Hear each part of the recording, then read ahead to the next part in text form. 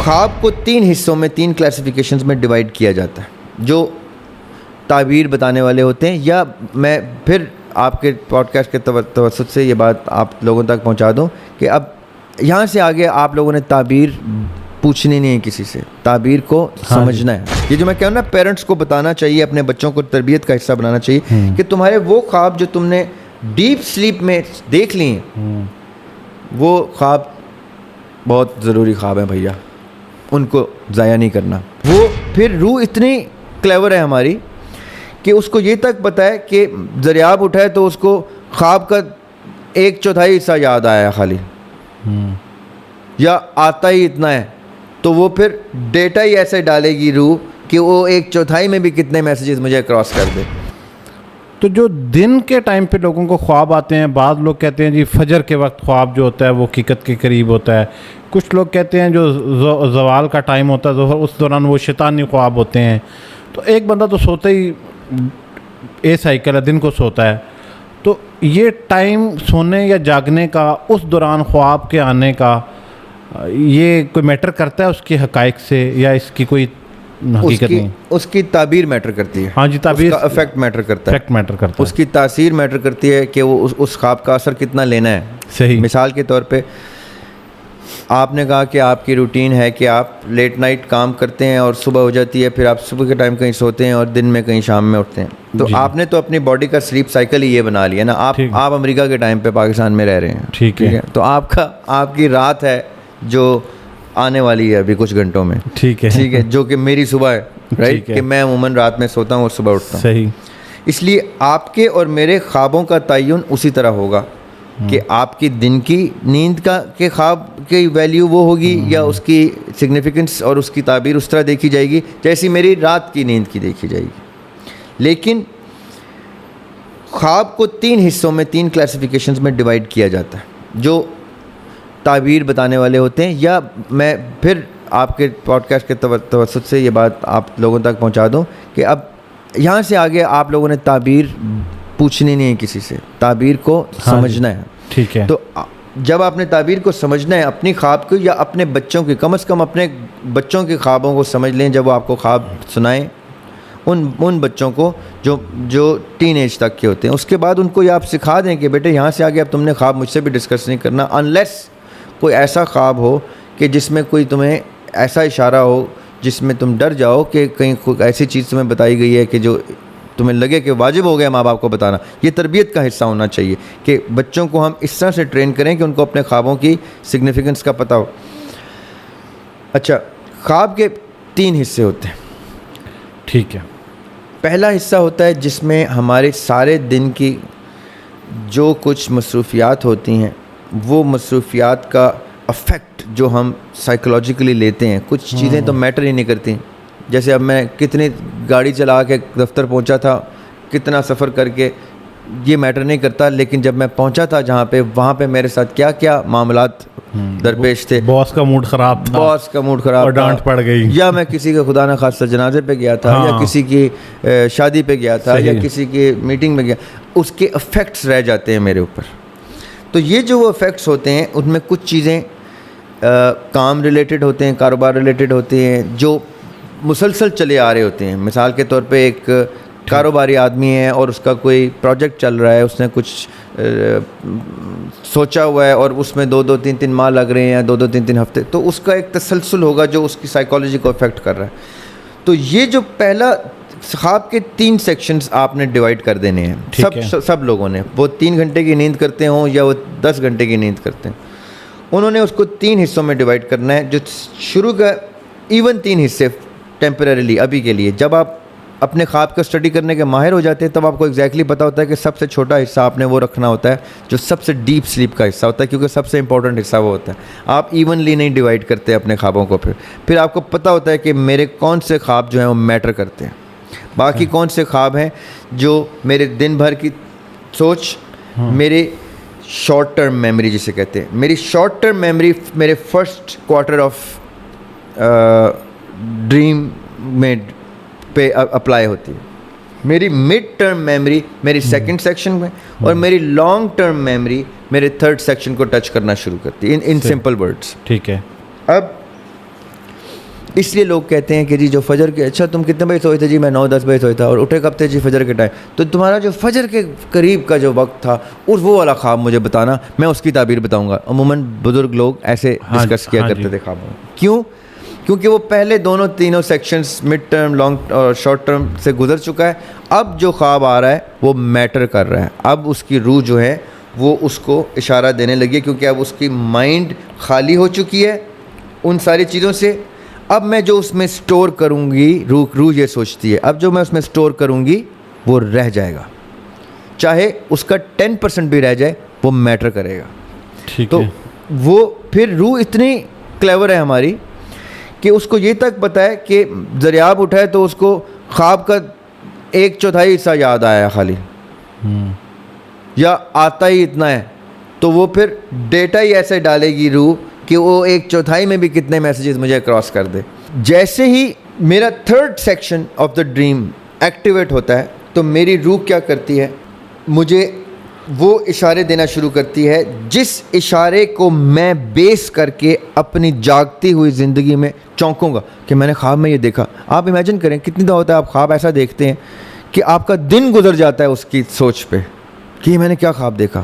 ہاں, اور بعض اوقات تو مہینے گزر جاتے ہیں, اور کچھ لوگوں کی زندگیاں بدل جاتی ہیں, رائٹ. اب میں خالی اتنا سا آپ کو بتا دیتا ہوں کہ میں نے جانا تھا کہیں لیکن میری طبیعت خراب ہو گئی اور میں نہیں جا پایا, تو میری زندگی کا ایک سرٹن تسلسل چینج ہوا ہے جس کو میں امیجن نہیں کر رہا ابھی. اسی طرح جب خواب کا افیکٹ میرے پہ آتا ہے تو میں نے کتنے ہی کام نہیں کیے اس کے سحر میں رہا میں, اور میری زندگی کا رخ ہی چینج ہو گیا. یہ روح اپنے مقصد میں کامیاب ہو گئی. صحیح. اس کے بعد اس اشارے کے اوپر میں کتنا چلا, یہ اس کا دوسرا مقصد کی کامیابی ہے. یہ جو میں کہوں نا, پیرنٹس کو بتانا چاہیے, اپنے بچوں کو تربیت کا حصہ بنانا چاہیے کہ تمہارے وہ خواب جو تم نے ڈیپ سلیپ میں دیکھ لی ہیں, وہ خواب بہت ضروری خواب ہیں بھیا, ان کو ضائع نہیں کرنا. وہ تمہاری زندگیاں چینج کرنے والے خواب ہیں. ان کو سمجھنا کہ تمہاری روح اللہ کے فضل سے کیا اشارہ دے رہی ہے. تو 3 کلاسیفیکیشنز آف ڈریمز, پہلے اور دوسرے سیکشن کو بے شک آپ عام خواب سمجھیں, ٹھیک ہے. تیسرے سیکشن کو بالکل بھی عام خواب نہ سمجھیں, ورنہ یہ خواب آنے بند ہو جائیں گے, ورنہ آپ کی روح آپ سے منقطع ہو جائے گی. وہ کہے گی یہ تو میری باتوں کو سیریس ہی نہیں لیتا, یہ تو میری زندگی خراب کر رہا ہے اپنی, یہ اپنے آپ کو بہت عالم فاضل سمجھنا شروع ہو گیا, جبکہ اصلی علم تو میرے پاس ہے. روح کہتی ہے وہ یہ اس علم کو نہیں لے رہا.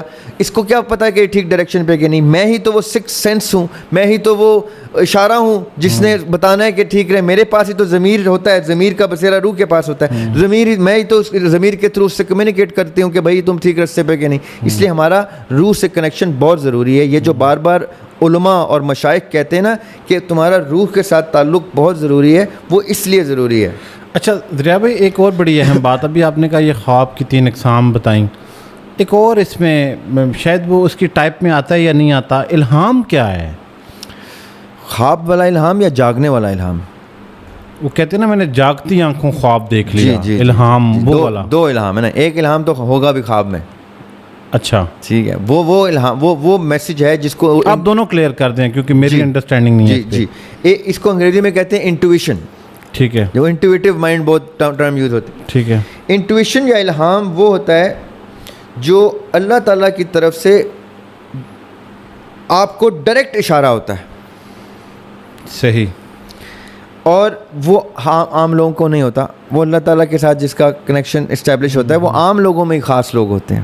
وہ یہ نہیں کہ ان کے ماتھے پہ محراب ہونی ضروری ہے, ایسا نہیں ہے. صحیح. وہ اللہ تعالیٰ کے ساتھ جس کا کنیکشن, اللہ تعالیٰ کا ہر انفرادی لیول پہ اللہ انسان سے ایک کنیکشن, فزیکل سائن نہیں ہے کوئی, بس وہ ہے, وہ ڈائریکٹ میسج ہے, روحانیت کا معاملہ ہے. وہ روحانیت کا معاملہ ہے. دیکھیں آپ نے لفظ بھی روحانیت یوز کیا, روح کے تھرو ہی اس کا ایکسیس ملتا ہے الہام کا. ٹھیک ہے.